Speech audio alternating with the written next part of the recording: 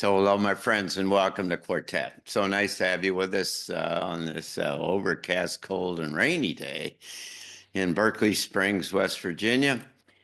But it's a good day to have a nice, warm conversation about some deep ideas and about the future and where we're going here in terms of this amazing kind of transition that surrounds us all. Greg, Braden, how are you, my friend? Welcome. I am doing really well. I've been home about 14 hours from a big conference, and I worked on this on the plane last night. So it's fresh in my mind, and I'm ready to roll. Well, good. Frank Jacob, how are you, sir? Well, I'm doing good too, John. Nice to be back. Things have been sounding very similar climate-wise on our end of the country, Yeah. and I've been very busy, and I'm looking forward to digging in today. Yeah, thank you. And Penny Kelly from Michigan. How are things? Uh, yeah, commiserating about that weather, but we're busy as all get out. This is our growing season. We are planting, we are harvesting. It's been a little crazy. I love it. Yeah. Yeah, our garden, our community garden is going very well down here. But I was down there yesterday. It's really Yeah. pro progressing very, very quickly. Well, let's quick run around and say what's been on your mind. Penny, let's start with you. What have you been thinking about? I have been completely caught up watching the geopolitical moves and just fascinated by the dance that I see happening, if I can put it that way. I think I've been in all sorts of positions, like maybe this is what's happening or that's what's happening. I'm back to my original position, which is I see Trump and Putin and Xi Jinping working together in a sort of a way that's very carefully choreographed and making an effort to get rid of the cabal without crashing each of the countries. And the countries themselves are, if you were Trump and I was Xi Jinping, I would be saying to you, yeah, I'm working with you, but I'm not going to give you an edge so that when this is done, I'm in the hole and you've got all the power. So each country is working to preserve as much of their political, their geopolitical, their economic, their social, what would I call it, normalcy as possible. So I've been seeing that. And then the other thing that's been on my mind is the mental condition of the U.S. population. It worries me. People are so down and so negative. It's like, hey guys, come on, we got a world to build here. Cheer up, look, get behind the curtain, and so those are the biggest things. The economy, all kinds of stuff. Yeah. Cool. Frank, what have you been thinking about? Well, today I had on a personal level, I just came off kind of a very intense remote viewing session, which is something I don't normally do, but in connection with a new project I'm working on, and I'm still totally flashed by what came out. It just blew me away.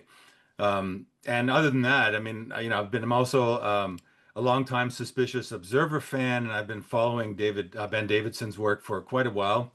And recently, he had this YouTube feed running, and he was talking about coming Earth cataclysmic changes, that kind of thing, the North Pole shift, and how the government can use these situations as kind of a psyop. And then his feed cut.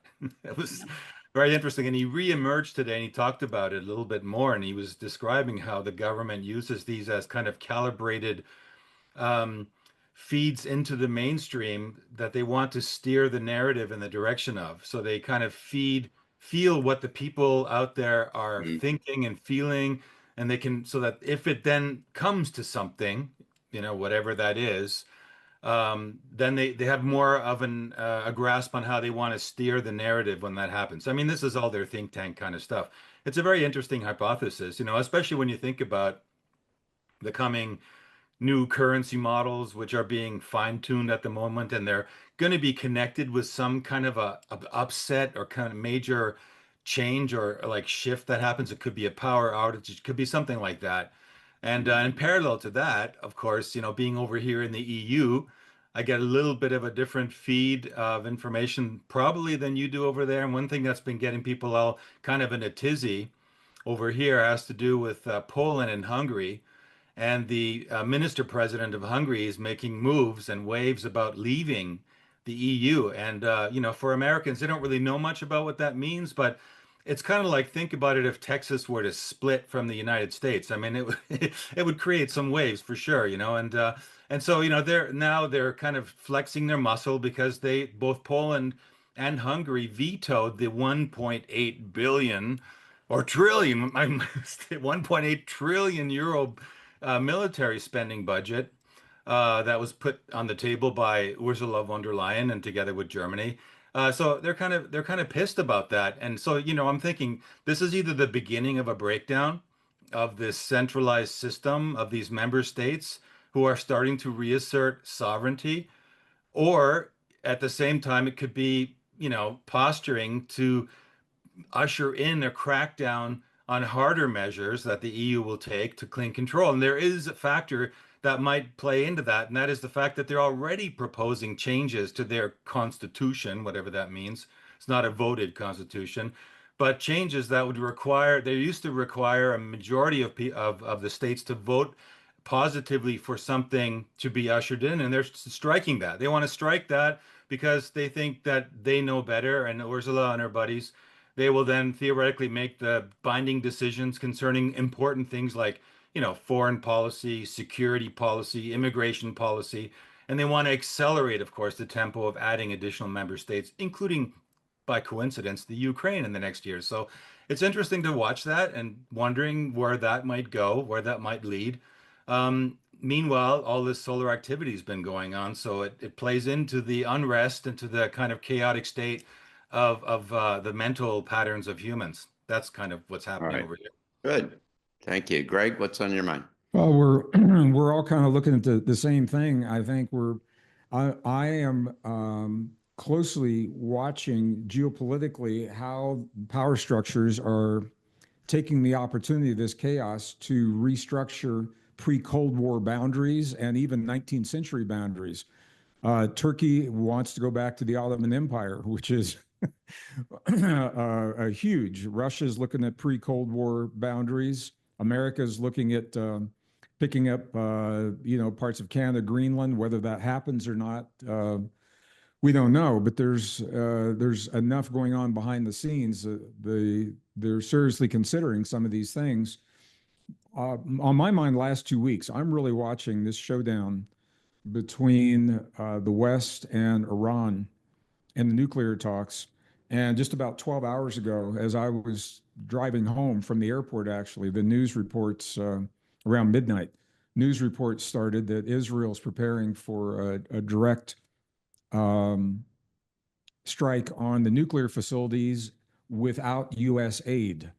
So I think what we're seeing is the U.S. went around Israel last week and struck all these deals in the Middle East, and Israel saying, okay, well, if you guys could do that, then we're going to take care of ourselves, and we're going to go and take out these nuclear sites. The problem is with the repercussions that come from that on a global basis, and America will not be immune from that in some respect, not necessarily militarily, but they're talking about cyber attacks, financial implications, things like that. So I've been watching that very closely, and especially in the last 24 hours.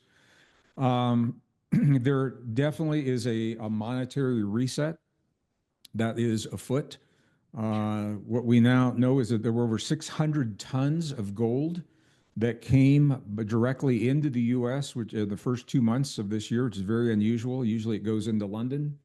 They're moving the gold into the U.S., and there's a lot of reasons why that could be happening. We can talk more about that.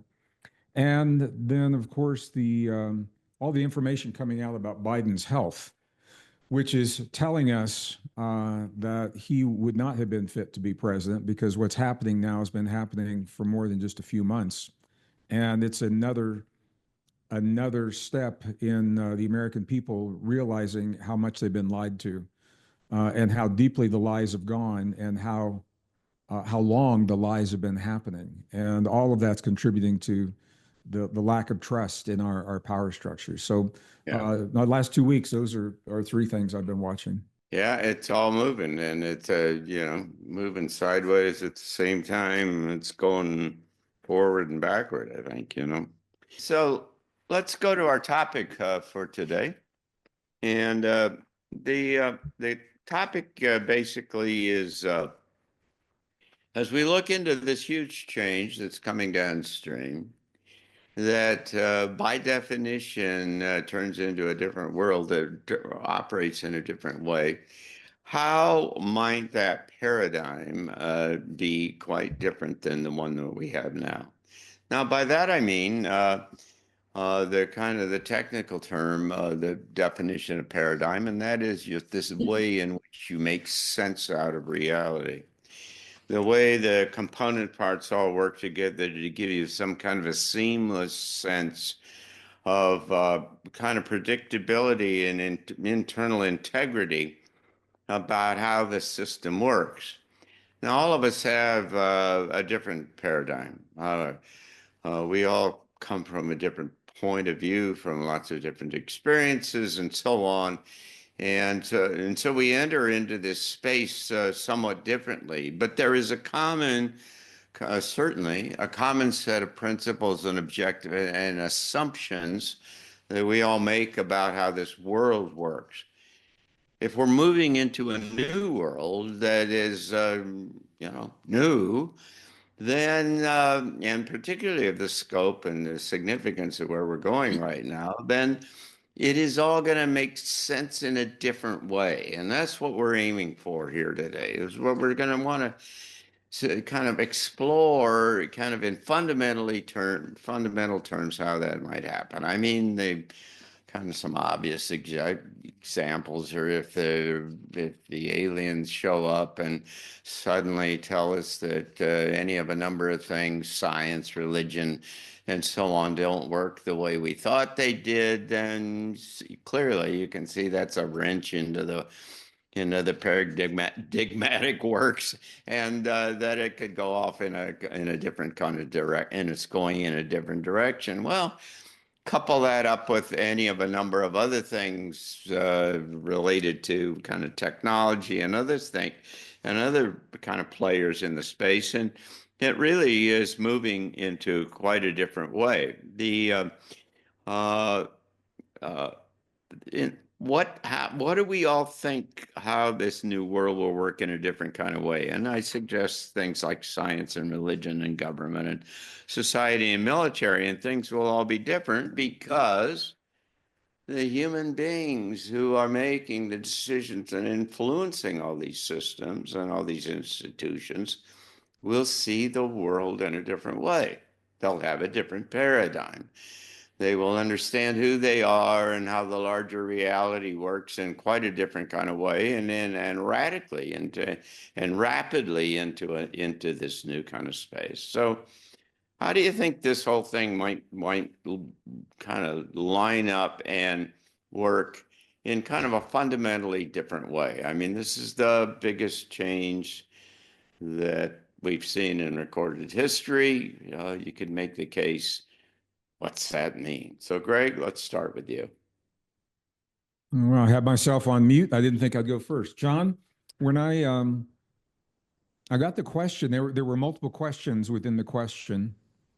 So I identified two. You said, what are the principles of the old paradigm that you think will change in the transition? And in summary, how do you think the new world will work on a regular basis? So I kind of addressed it from that perspective. I think the biggest change, John, and you just identified this, will be with people. It will be with us, the way we perceive ourselves, our relationship to our own bodies, our relationship to one another, to the earth, to the cosmos, to the future, to the past.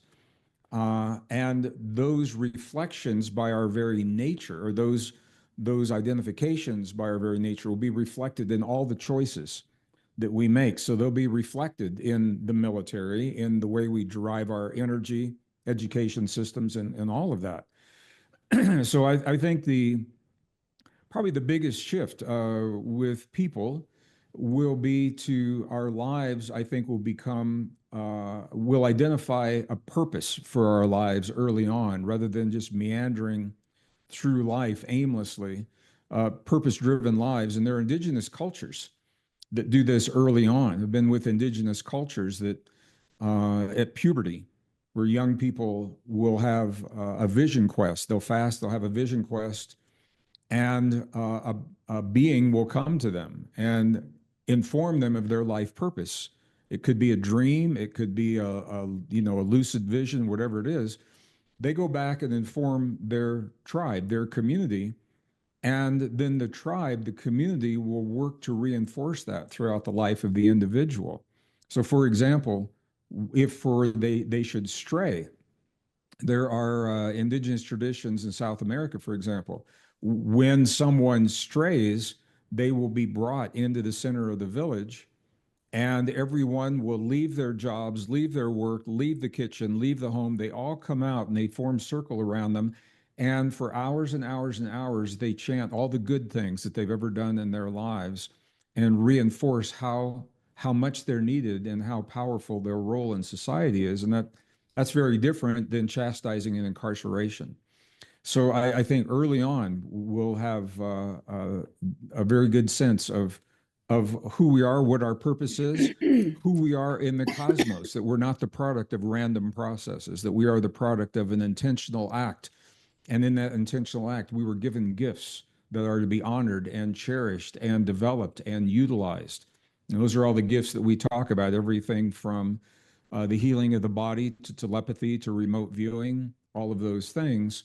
I think we will emerge very quickly where disease becomes obsolete, illness becomes obsolete, and disease becomes obsolete because we have chosen to honor the body now that we have a new sense of who we are, to honor our body with nutrition rather than just stuff to fill the space when we feed ourselves.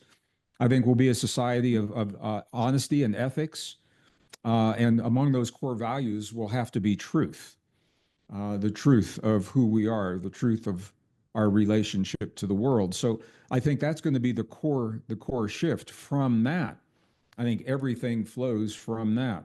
I think we will very quickly, and I think we're on the precipice of this right now, move into a world where energy is endless and abundant because we can tap that from the source Planck field, whatever it is we want to call it, 0 point field, and burning of combustibles will become obsolete, and that frees people to have access to that energy. I think that we will move from economies. I think we have to have an economy because an economy is where people get the things that they need: food, energy, water, medicine. But we'll move from an economy based on competition and scarcity to an economy based on cooperation and mutual aid. And we're already seeing examples of sharing-based economies and things like that happening right now. All that has to be reflected in some governing principle. I think we will always have some governing principle. I think we no longer need a supreme leader. I think that becomes obsolete, more in the form of councils. So we have a council, localized councils, and maybe depending on what the borders of nations, if we still have nations, what they look like. But rather than one individual having that power, we have councils that have shorter terms to represent the people that they're talking about. They're not career politicians, and I think that's where we've gotten into a lot of problems. Education will be based on the new human story and everything that we're talking about right now. I think we'll still have armies, and I think we need to have a military and armies. But I think they will not be held by individual nations. we will have a global defense force. Nuclear weapons, we've already got them. They're never going to go away. I think and I've proposed this to the UN already, that we should have a stockpile that Earth has to defend itself if it ever needs it from incoming asteroids or whatever. But no nation can ever launch a nuclear weapon against another nature. It is a shared arsenal that we've created as a planet to be used wisely and intelligently and sparsely. And I think we will have that. Religion, I think, becomes obsolete in terms of the rules and the dogma. I think we'll move to a deep spirituality based upon our relationship to the natural world, letting go of the rules and the dogma and making others, people that don't believe what we believe, making them the other. I think that becomes obsolete very quickly. All of this reflects back to the new ways that we learn to think of and see ourselves, our perception of ourselves. So I could go on and on, but those are some of the highlights of what I was thinking about on the plane on the way home last night. Well, thank you. Yeah, good. Thank you. Frank, what do you think? I share a lot of the views that Gregg just outlined, and I'm going to describe some of them. But I thought, I would take the approach to your question more like, well, we need to get from here to there first. So, I do feel and I do see the bright side of where humanity's heading, but I also think the principles of a new paradigm can only be better if we address and evolve past a shadow side of the current paradigm that we're in. It's like on a personal basis, we can't really truly heal ourselves from disease and dysfunction if we haven't addressed the dark side of our inner selves, and anything else will be a band-aid. So if we don't see them for what they are, the qualities of the old paradigm will only fester and then somehow resurface in the new one. So, a few of those qualities of the old world, I think, need to be looked at. And I know sometimes people, I've read some comments, they think that we always focus on the negative and stuff like that. But I'm just I want to make the point here that the only reason that we reiterate this is to make sure that those who aren't aware of the shadowy side actually take them into account, take them into consideration. Otherwise, you're just sticking your head in the sand and expecting things to change all on their own, and they're not going to change. We have to wake up. And secondly, I think this is more on a personal level. Sometimes I'm doing it, I'm bringing them into the focus more because I want to stir some reaction. People complain about, where's the solutions, and what the solutions are few and far between. So I'm hoping to actually provoke some rebellious reaction that leads to solutions. So, prove me wrong, please. I'm open to it, right? So as far as those qualities, maybe I can touch on a couple of them. I would say first and foremost, something that keeps popping up in my world is the incredible dependency on pharmaceutical psychotropic drugs that we have in the world today in this existing paradigm. And I think Penny touched on it as she started the show today. When you look at the statistics, nearly half of the US population is medicated, and it's for anxiety, it's for depression, sleeping disorders, and that's pretty scary, right? In Germany, I checked it there, and it's a lot lower, but still in the age group over 60, where actually you would expect the least of antidepressant use since, you grow wiser with age. It's worse. People are taking twice as many as they have ever. It's just gone skyrocketing. It's doubled in the last 5 years. So these drugs aren't healing society. They're leading to avoidance, sort of like managing your deep disconnect with drugs. And it shows us that our society's kind of become disconnected, and so disconnected that we're reaching to chemical sedation, and it's become normalized, and that's pretty scary, right? And the thing is, and this is another thing that Gregg was talking about in the new paradigm, and why I think looking at these dysfunctions in the old paradigm actually leads to the new paradigm, because our body's own biology, our biological chemistry system is designed to self-medicate, to self-repair, self-regenerate. But it can only do that if we're aware that there's a problem, and if we have and get the necessary remedies on an organic level, physically and mentally, to get past that. And regular consumption of numbing agents is basically suppressing that biological functioning and suppressing the soul's signals, the inner cry for help. And I think this needs to be looked at very, very closely. The other second factor, I think, which is really big that I noticed is the idea of this globalist there, and there's a parallel in it in the new age to the globalist society, and that's this we are all one thing, like, oh yeah, everyone's going to be all one and at one mint, like I think Penny said it there, versus the idea of sovereignty. So, you know, global unity is often in the real world translated into technocratic control systems, loss of cultural and national and local autonomy. And that's definitely what we're seeing happening in the world around us right now. This means the variety and the uniqueness on a cultural level, on an agricultural level, or on a linguistic level are being flattened into sameness. GMOs are the perfect example of that. Not only is that sameness promoting, but denaturing of natural organisms actually removes the primeval code within them. And that's like a loss. Literally, those genetic codes were written in the dance between living organisms and their environment based on geodynamic influences, and they've evolved over thousands of years. So we could stand to lose the memory banks of the primordial coding if we don't look at that. Another thing that I was looking at with respect to that is something called TESCREAL or TESCREAL lists. It's an agenda I talked a bit about with John Nolan on our last show. And there's a group of people that actually see that humans are going to be obsolete. The organic humans that we see around us right now are slated for extinction, and they have so much power and so much money and so much muscle in the political scene that they're forcing this agenda. So, the new paradigm is threatened. An organic, intelligent new paradigm is absolutely threatened by that lobby and that movement toward this kind of a way of looking at humanity as being, a model which is running out. It's basically going to be over, and we're going to be replaced by some kind of merger of biology with AI. Very, very scary stuff. And you could tie into that the apocalypse lobby, which is the idea that they need a messianic fulfillment. They need some kind of an apocalyptic showdown. So these are some of the things that we kind of have to get past, as well as censorship and control narratives, which we've seen happen and emerge in the course of the last, COVID thing, where everyone, that had an opinion couldn't state their opinion.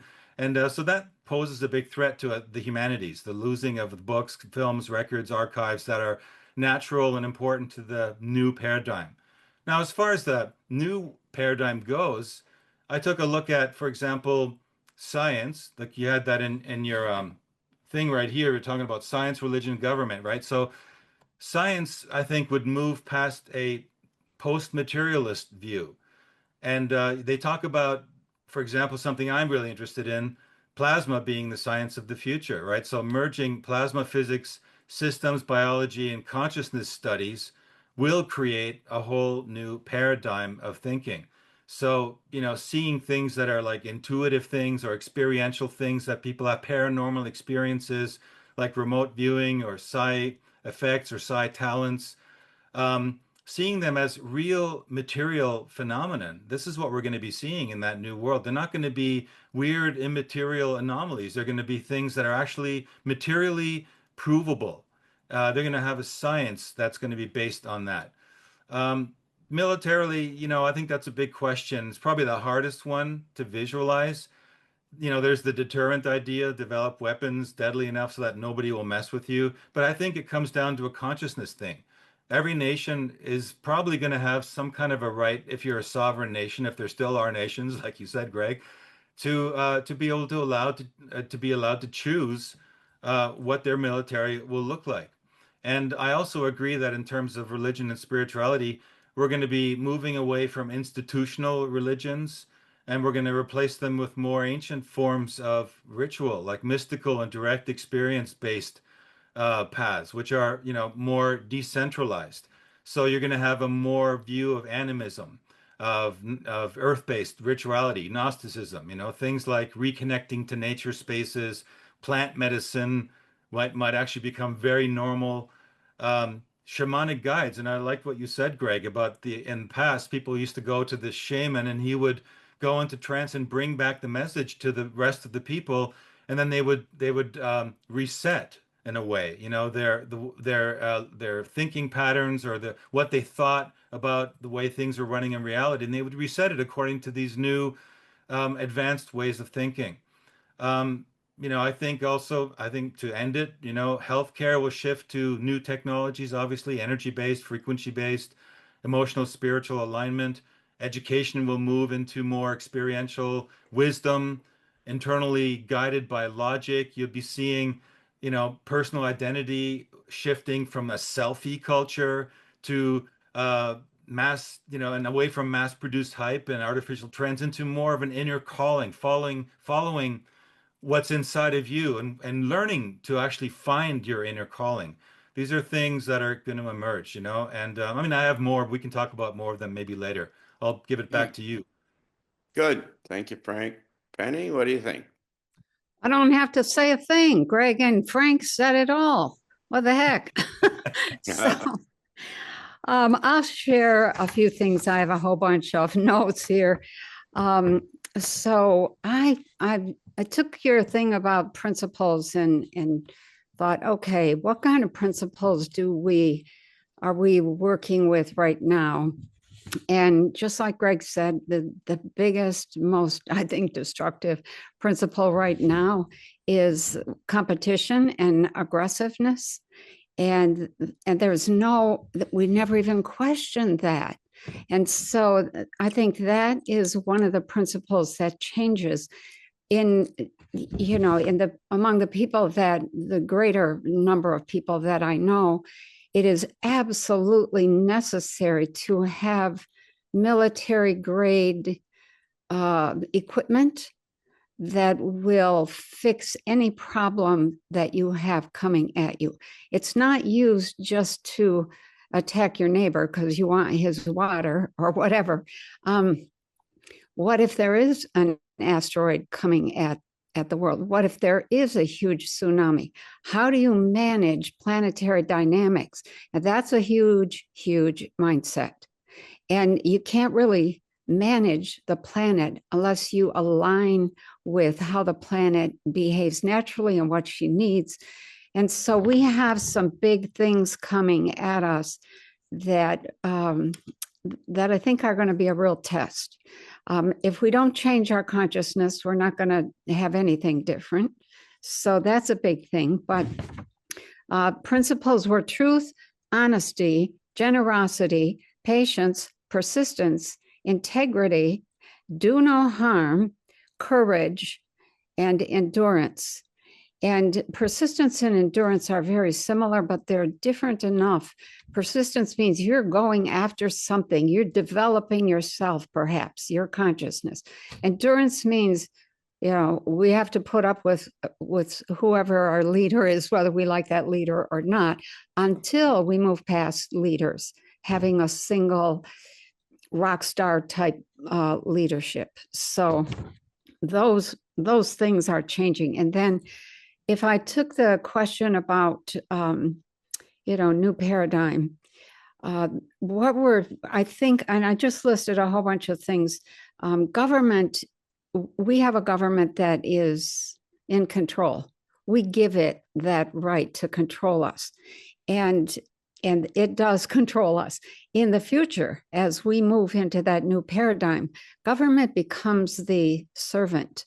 Government becomes something that is very people-based and in a much more personal, much more intimate kind of way.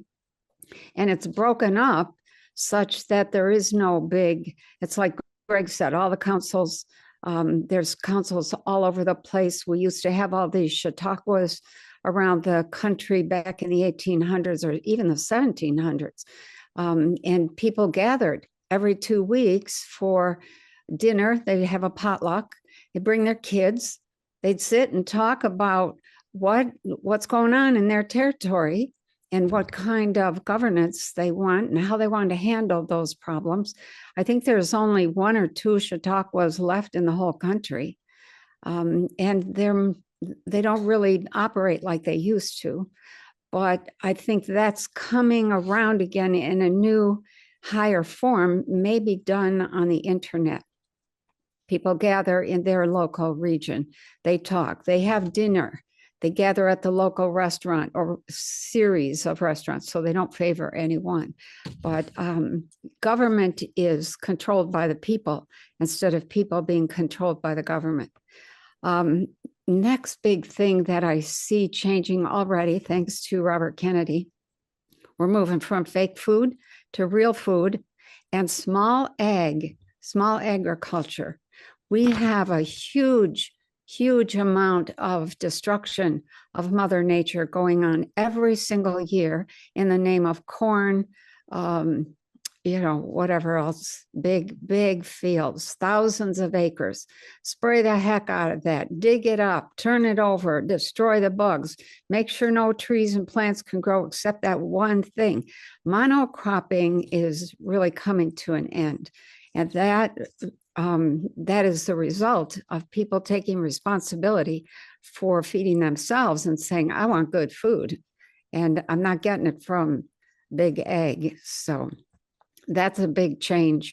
And that kind of paradigm shift, that's huge, because if you're going to grow your own food, you don't have time for all of the BS that most people engage in today, because there's nothing, they're not needed for anything. People are, they go to their job, come home and sit on the couch.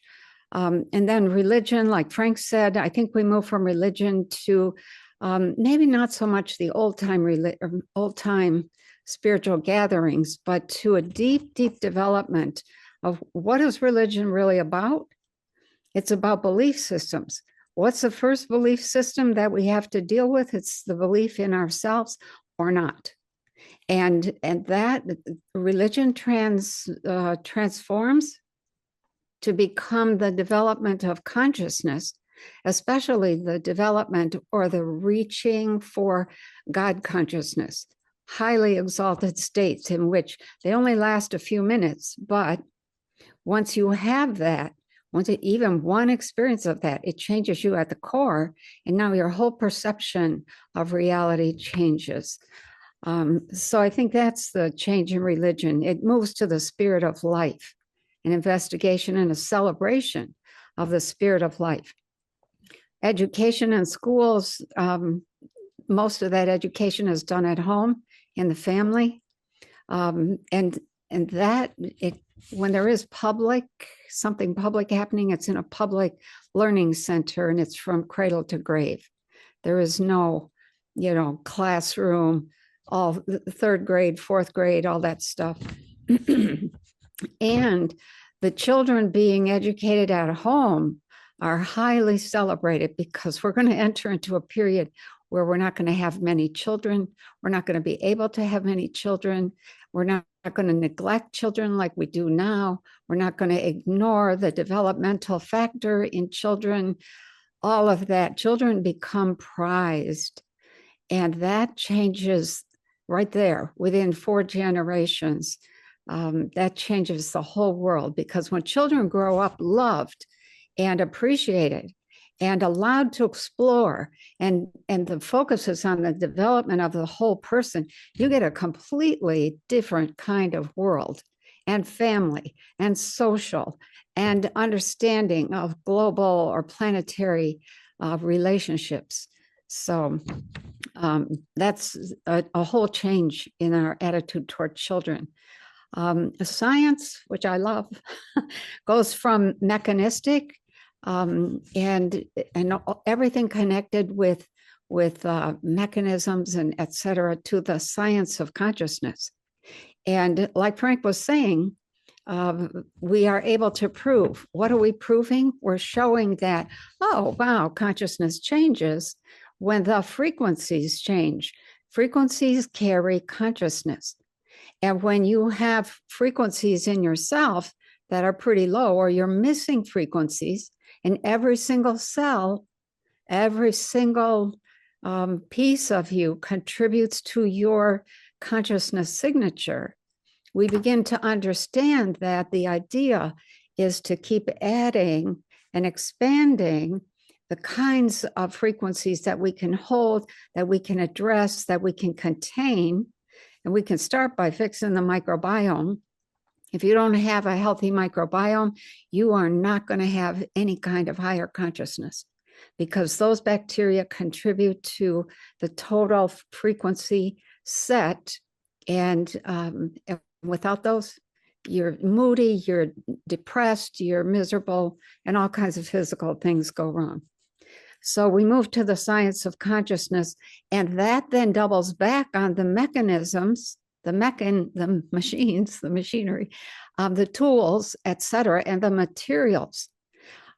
Because as we study the science of consciousness, we begin to see that it does affect, especially the energetic state, the plasma state, the nano state of everything. And where they now try to shield everything, especially quantum computers, we got to shield this thing from consciousness, from everything. Now they're just the opposite. Whoa, let's get some people around this thing that can have a massive impact on that machine, on that computer, on that capacity, on that material. And so that's a big change in science. Housing goes from building stick-built houses and separate neighborhoods all over the place to communities, community development kinds of buildings.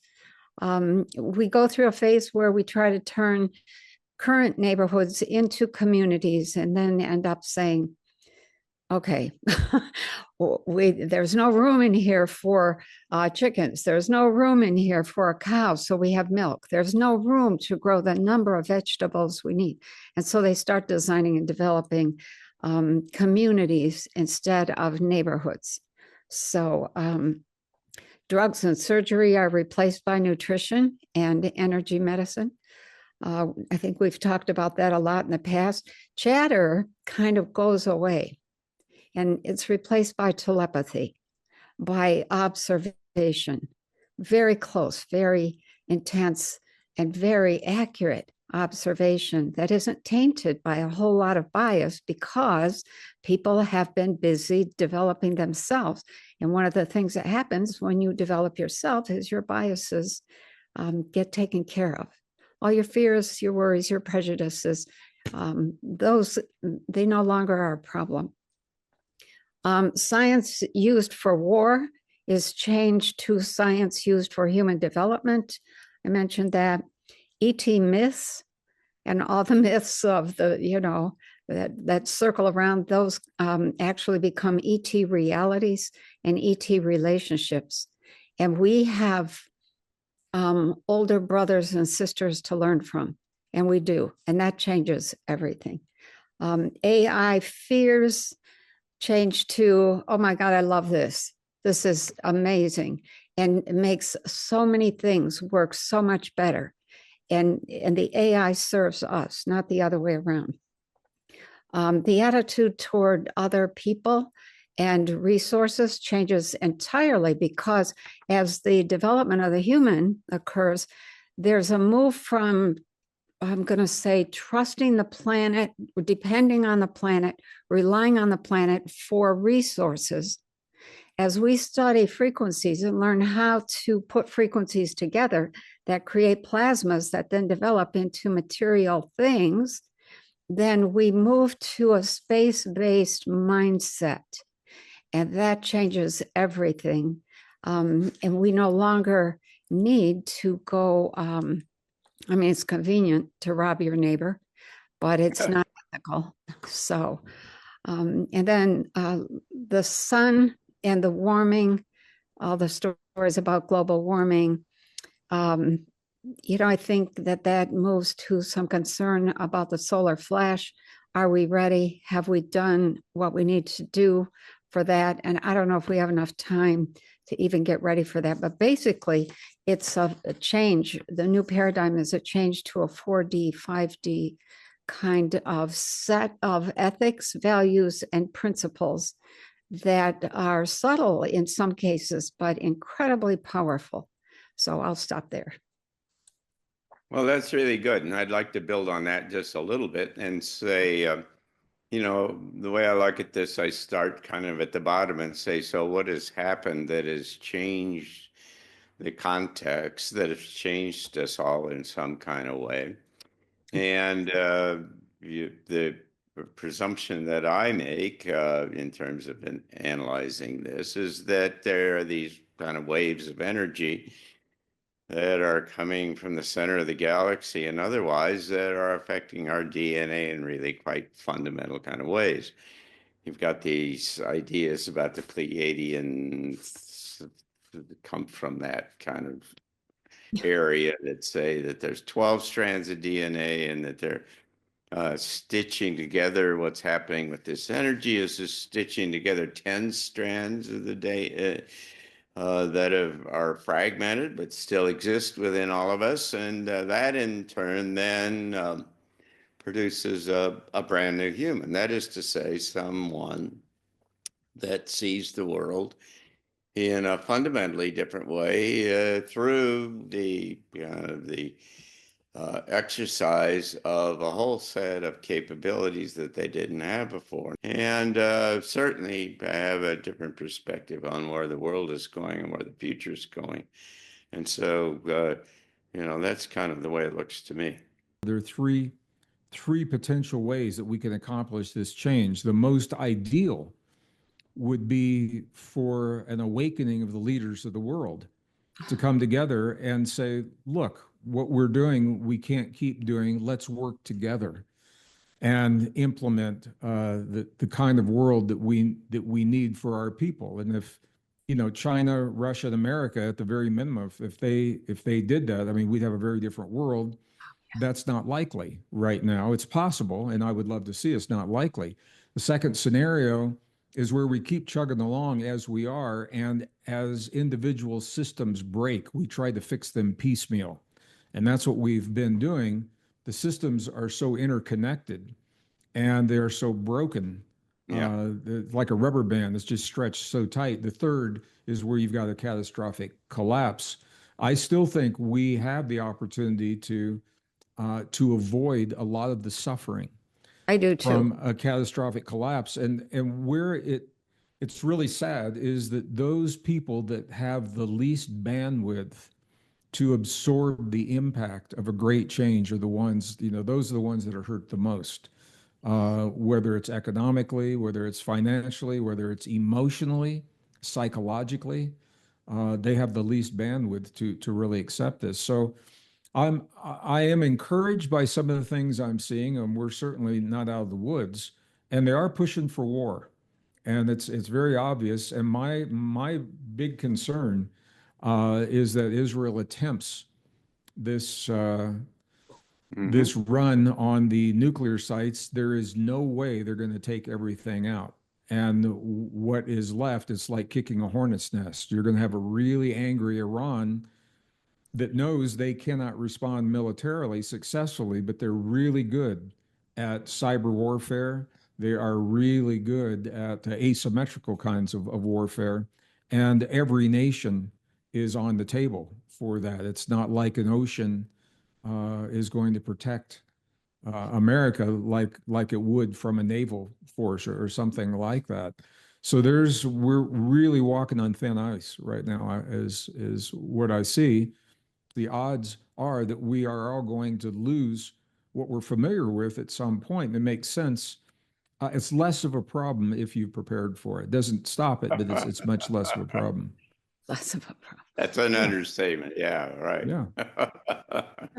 And I agree with what you said, John. That really we have to keep our consciousness up, and we have to find ways to prepare in a way that is connecting back to our local community more than we have been in the past. Maybe this is kind of the new model. That's part of it. I think that's why I think that looking at the problems, it leads us to the solutions or the transition to the new paradigm. And I also think that we can affect, I mean, if it's true that our consciousness affects not just us, but the outside, that it's a two-way communication. Not only you mentioned the influx of the cosmic rays coming in to affect our DNA or whatever, right? From what I've, gone into that topic, it goes the other way as well. We can actually affect the cosmos. Imagine that, right? So if the whole thing is looked at animistically, even to the macro scale, then maybe that recurring cycle of disaster will actually one day be broken. Well, I think you've raised a really critical point that I forgot to mention, and that is this: the central to this whole thing is a change in consciousness, and an elevated, if you will, or broadened consciousness, because that colors everything else. Well, thank you all, and I appreciate it. It was a delightful conversation. Thanks so much. See you soon. Yes. Thank you, Penny, John, Frank. Thank everyone for everyone. tuning in. Thank Love you. you Love you guys. guys. Thank you for Love being you here. all.